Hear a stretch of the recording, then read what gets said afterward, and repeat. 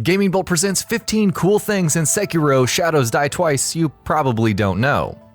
For all of the hype around major exclusives from Microsoft, Sony, and Nintendo, action titles like From Software's Sekiro Shadows Die Twice have been standing out at E3 and Gamescom. While there's plenty of competition from the likes of Nioh 2 and Ghosts of Tsushima, the pedigree of the minds behind Dark Souls and Bloodborne cannot be underestimated.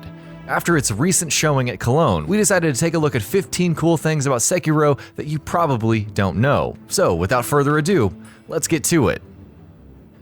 Set in Sengoku-era Japan. Perhaps the most defining aspect of this game is its setting, the late 16th century of the Sengoku period in Japan. The Sengoku era was defined by constant war along with figures such as Oda Nobunaga and Tokugawa Ieyasu. Of course, while this is aiming for a more real-world setting, the game world itself is a fantastical version of the same. You'll see grotesque monsters and other beings along with humans. Fantastical yet dignified. While a straight historical depiction of the Sengoku era isn't intended, the world is still faithful. From Software CEO and Sekiro director Hidetaka Miyazaki insists the fantastical elements will be approached with a little more dignity and perhaps a little more carefully. Why is that? As the man himself puts it, in order to make these fantastical, mystical, or even grotesque beings seem even more so, the initial groundwork is a lot more realistic, which we can agree is a pretty good approach. Bloody stylish. But enough about that, let's get to the violence. Sekiro Shadows Die Twice is, like any other From Software title, pretty violent. Executions are swift and brutal with stylish blood splatters painting the scenery.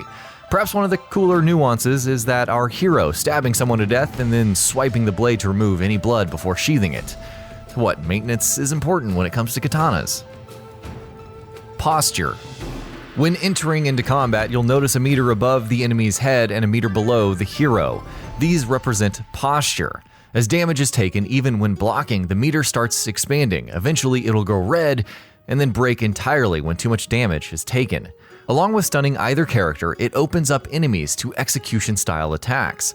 When facing regular foes, this execution can kill them outright, while major enemies take huge chunks of damage.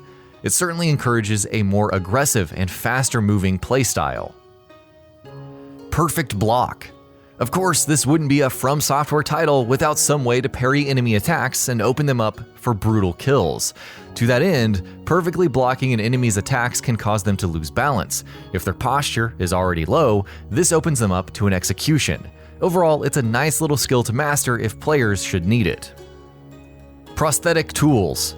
The other major hook is the prosthetic arm that our one-armed wolf wields. It contains a number of different tools like shurikens for disposing enemies from a distance. Want to break enemy shields or not get staggered during attacks? Well, use the hidden axe. Then there's the torch for blinding foes, setting them ablaze and also igniting one's katana for fire damage. You can also equip a shield to mitigate damage. Switching between tools. Though more prosthetic tools will likely be revealed as time goes by, players won't be sticking with a single one at a time. During combat, it's possible to switch between different tools as the situation calls for it. White spirit emblems are consumed when using a prosthetic weapon, but enemies seemingly drop them willy-nilly in the recent Gamescom demo. We'll see how the final game handles the overall frequency of use of the prosthetic tools. Grappling and stealth executions.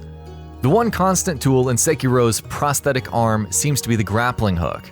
Ignoring the obvious green icon from the Gamescom demo, it allows for easily traversing a level and navigating onto rooftops and other high ground. Unaware enemies are susceptible to executions, which are pulled off by pouncing on them and hitting the attack button at just the right time. Furthermore, enemies can also be executed around corners. Grappling enemies. Another cool thing, especially against larger enemies or those on horseback, is to grapple them. Not only does this give a boost of speed and allow for better vertical movement, but it enables Sekiro to attack enemies while in mid-air. This attack is easily useful against horseback enemies in open environments where staying smack dab on the ground is usually a disadvantage. Multi-layered environments. Otherwise, the grappling hook helped to highlight another great thing about Sekiro, its level design. Levels are multi-tiered with different routes. So say you want to grapple up onto an opening in a building and take a stealthy approach. Well, that's totally possible, though the extent of this openness, like infiltrating a castle from the cliffside, is still up for debate. Regardless whether you want to plan out your route or attack head-on, Sekiro will easily cater to both playstyles. Game length. From Software Communications Manager Yasuhiro Kitao recently spoke to VG247 about the overall playtime that could be expected from Sekiro. While an explicit number of hours wasn't provided, he did say that in terms of game volume, it's probably not going to be too different from our recent titles. When asked if it was specifically similar to Dark Souls 3 and Bloodborne in that regard, Kitao responded positively, so if nothing else, expect a pretty long experience if you're the average player. Different tactics. Because there is no multiplayer component, From Software is looking to push the boundaries of the single-player campaign. To that end, and echoing Kitao's belief that the playtimes vary from player to player, there will be many different ways to approach different situations. That includes boss battles. Of course, Soulsborne veterans know that there is more than one way to defeat a boss, but given Sekiro's lack of classes and RPG mechanics, it's good to know that From Software is maintaining that aspect for its larger fights.